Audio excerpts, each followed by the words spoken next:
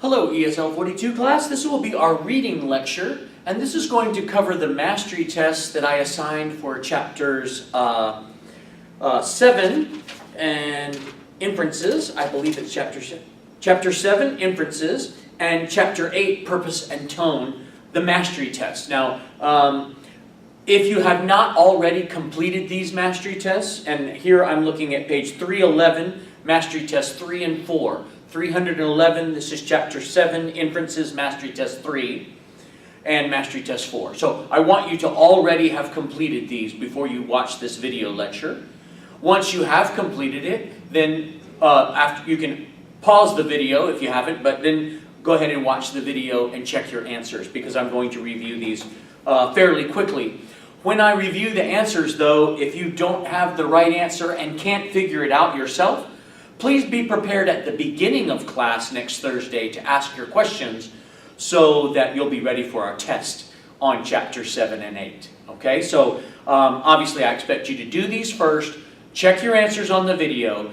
If you can't figure out why an answer is the way it is, then make a note of that in your book and let me help give that explanation to you when we return to class. I find one of the weaknesses of the video lecture is it doesn't allow me to respond immediately to any questions that you may have about the assignments, but we're going to do the best we can as we navigate the hybrid class. So, please open your reading books to page 311, 311, and please make sure that you have completed this mastery test before you watch the video. Looking at part A on page 311, underneath the cartoon, if you notice the people sitting at the committee meeting, those are dressed as executioners, people who kill criminals or things like that. So if you didn't recognize those costumes, that's what they are. All right, so what you should have checked is 3, 4, and 6 for part A, 1 through 3. So you should have checked 3, 4, and 6. The other ones are not supported by the cartoon. Okay? In part B, continues on the next page, you should have checked for an answer 4, 5, and 6. These are the ones that are implied by the story of the swimming coach. He was kind of tricking his swimmers. All right, let's continue with part C. That's at the bottom of page 312. Answer for number 7 is A, as in apple. The answer for number 8 is B, as in boy. The answer for number 9 is C, as in cat. And the answer for number 10 is A, as in apple. Right? So make a note of any of these that you don't understand and be ready to ask me when you come to class. The next thing we have to review, I ask you to do 3 and 4. So we'll continue with Mastery Test 4 on page 313. Again, please make sure you do this on your own first, then listen to the video. So number 1, the correct answer is C. We can infer that the author of the passage thinks the man in the example is underpaid. 2, the correct answer is C. We can infer that the author is critical of both the man in the example and his well-to-do employers. Well-to-do means having a lot of money, by the way. If someone's well-to-do, they're rich. Okay, the next one, 3, the correct answer is also C. We can infer that the man in the example probably has no understanding of or meaningful contact with immigrants. In other words, he's ignorant or does not know about them. Okay, 4, the correct answer is B, as in boy, and it says we can infer from the passage that the man in the example would probably oppose hiring immigrants. Okay, it's likely he would oppose hiring them if he hates them, obviously. All right, 5. The answer is A. The passage suggests that some people make themselves feel better by thinking less of others. Not a very good trait, but unfortunately that happens sometimes. Okay, let's continue on the next page, 314. Part B of this Mastery Test 4. The correct answer to 6 is A, as in apple. The author feels the above passage suggests that people feel good if others listen to their ideas. And sentence 6 and 8 support that. All right, and 7, the correct answer is A. The author suggests that people may interrupt because they don't realize that the speaker is in the middle of a point. And sentence 4 suggests that that is the correct answer. The 8th question says the correct answer is C, as in cat. It says the author suggests that interruptions can make people feel that their ideas are not worth listening to, and sentences 6 and 8 support that. Question 9, the correct answer is B as in boy. We can conclude from this paragraph that a boss will gain more cooperation by not interrupting workers, and sentences 6 and 8 also support that inference. And finally, 10, the passage suggests that people who interrupt B don't always realize how the other person will view the interruption. So 10 is B as in boy at the bottom of page 314. So that's a review of the inferences homework that I gave you.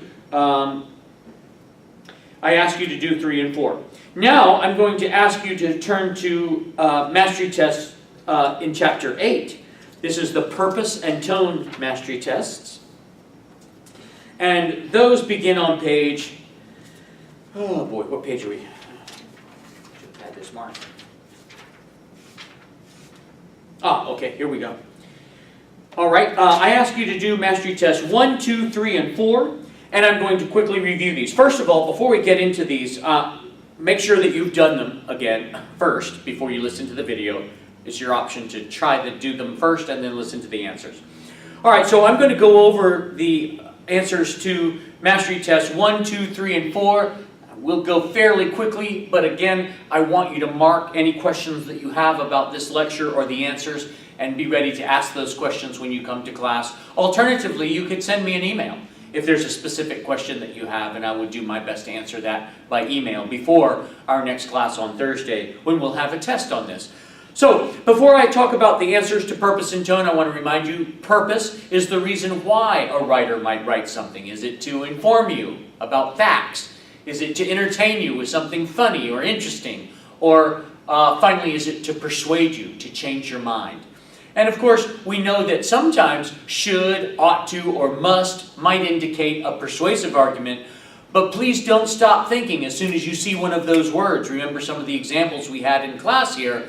Maybe they had the word must in there, but that doesn't necessarily guarantee that it's persuasion. It could be, but you have to look at how must is being used. Is it a small supporting example, or is it a major detail or main idea? Then it might be different. So please keep that in mind, that always when you're reading, you're also thinking and trying to figure things out. Okay? So let's take a look at page 351. This is Mastery Test 1, Purpose and Tone. And we'll start with number 1 is I, to inform. It's statistical information about where people eat. It's facts. Number 2 is to persuade. We have the word must in there, and in which case this one does indicate it's persuasive. Number 3, E, to entertain. It's a silly idea, so it's kind of funny, so that's to entertain. 4 is to persuade, because it says needs to. This needs to do that, so that's trying to persuade. And 5, the answer is to entertain.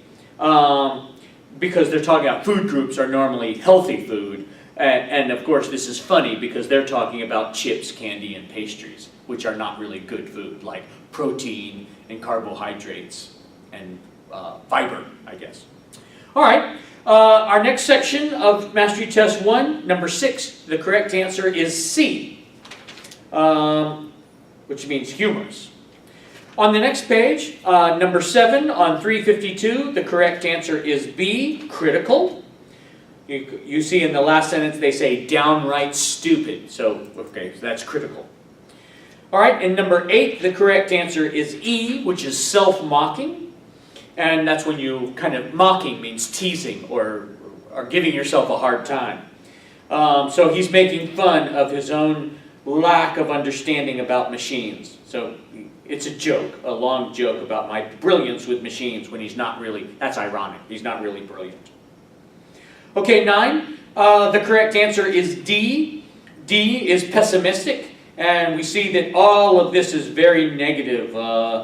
He talks about disorderly and violent lives of lawlessness, and these problems will only continue to get worse. So he's saying, wow, everything is bad and it's going to get worse. Obviously pessimistic, which means someone with a negative outlook on life.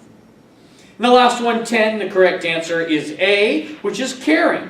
And we see, open our hearts and mind to troubled people in the third sentence. and create an environment of hope and help in the last sentence. So all of these we see are carry.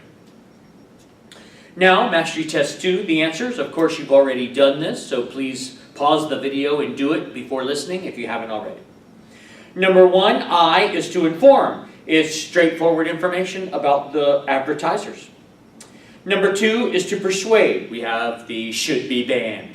Banned means outlawed, so that's persuasive. 3 is entertaining. It's amusing. It's a kind of a joke. 4 is informative, straightforward information about who spends the most on television and newspaper. 5 is to persuade. Again, we have that word should that gives us a hint. 6, I is information. That's factual information about how much oil per person is used in countries each year. And 7 is to persuade. We have the words ought to in there, so we know that 7 is persuasive. Turn the page in part B. 8, the correct answer is D, depressed. And we see that in sentence 7, whatever dreams I had in my youth are gone by now, very kind of depressed and negative. And then the last sentence, last 2 sentences, there doesn't seem to be much point in doing that. I guess this is just what life had in store for me. Again, it's very negative and depressed, so we see that this person is not happy. D is the correct answer.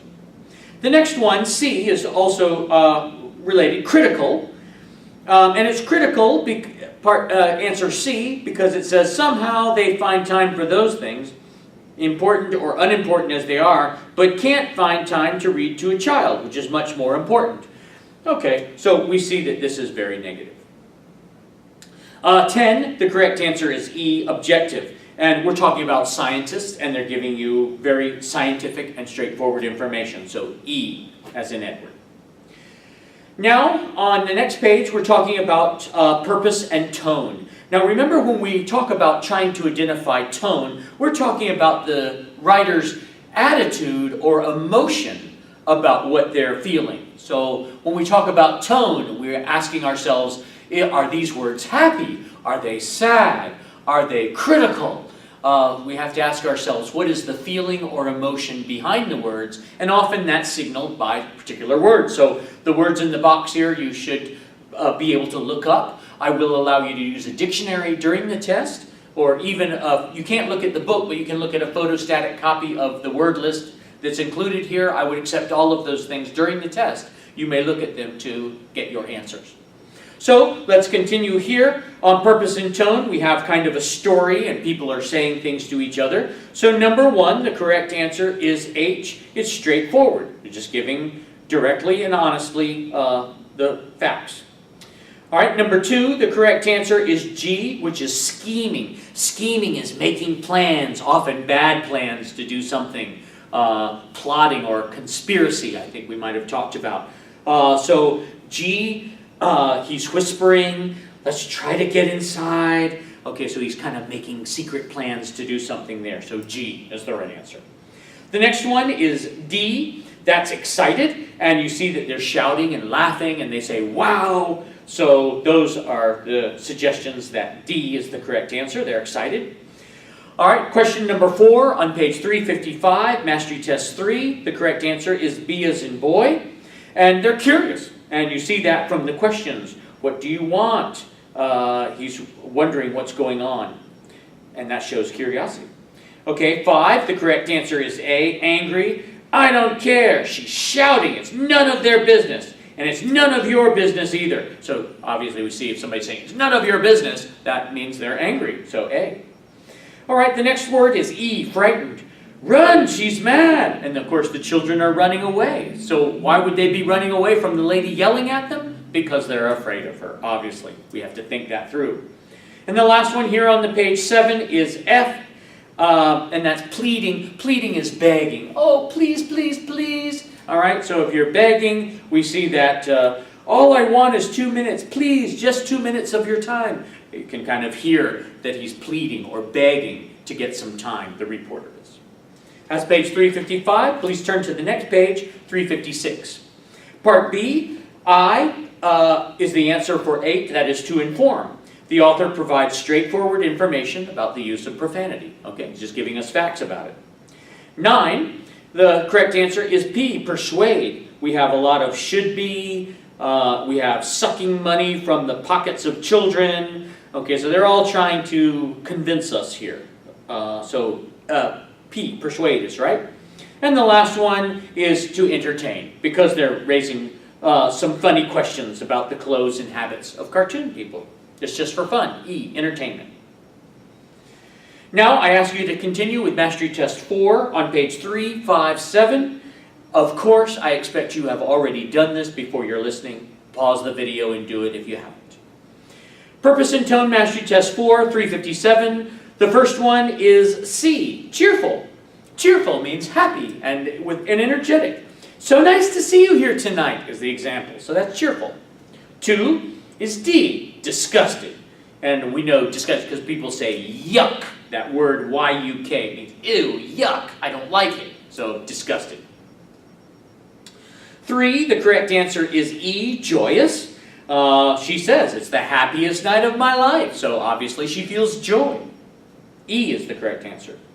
4, the correct answer is F, outraged. Outraged means very angry. I am outraged about people not doing their homework. Something like that, a teacher might be outraged. Okay, so here we have to figure out that the correct answer is F, because it says, the lady says, I cannot believe you would do that. She hissed. And when somebody hisses, the voice sounds like this.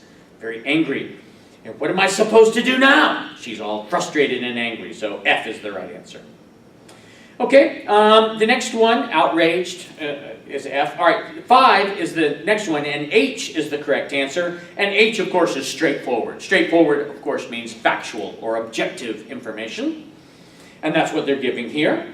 6, the correct answer is I, understanding. And we can see from her words that she's being understanding.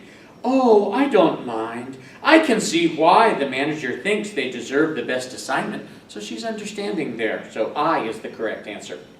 And the last one on this page 7, the correct answer is J, which is vengeful. Vengeful is I'm going to get back at someone, based on the word revenge. Vengeful. So that means trying to get back. And you see at the last 2 lines there, they're going to pay. I'll get back at them somehow. So in this case, vengeful is the correct tone of that. Angry and wanting to get back. All right, the last page I ask you to do in the mastery test in preparation for our test on this subject coming up on Thursday. I'm looking at part B on page 358, and the first one is informative. It says direct and factual information about eye contact, telling us about eye contact when we make eye contact with other people, like I'm always doing with you guys in class. Look at me while I'm speaking. Okay, that's factual. Part C, number 9, the correct answer is C, as in cat. It says the purpose of the paragraph is to do both of the above. Persuade and entertain by exaggerated. C is the correct answer. And the last one, on the bottom of the page 10, the correct answer is B. The tone of this paragraph can be described as B, humorous and mocking. So he's making fun, all right, making kind of a joke. So that's the answers to our reading mastery tests.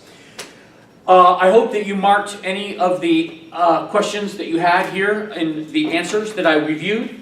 Obviously, I want you to be prepared for our test on inferences and purpose and tone. Remember, inferences requires us to look at the evidence and figure out the correct answer. It's like being a detective or a police officer. When we infer, we have to look at all the words and evidence there and think, what does this mean? And so we have to be very careful, just like a policeman has to be careful. Consider all the evidence that's there, but don't bring any outside things in, because then you wouldn't come up with the right answer. Okay? That's inference. Purpose is the reason why something is written. If it's informative, it's factual and objective. Science. If it's persuasive, they're trying to convince you to do something. Remember, advertising is an example of persuasive. Should, ought to, must, could indicate persuasive, but be careful about that. Read the whole thing and think, because sometimes they could be misleading. And then finally, to entertain, something that's funny or amusing or very interesting, just to entertain us. Okay, so good luck on your studies. Bring any questions that you have. I will be happy to answer them before we have our test, but please be ready for the inferences and purpose and tone test when we return after break, or after our break-in class on Thursday. So we'll do that as we always do at the end of class. Okay, thank you. Good luck with your studies. Remember, you can email me if you have any specific questions, and I'll be happy to reply to emails. But if not, I'll answer your questions in class. Thank you and good luck.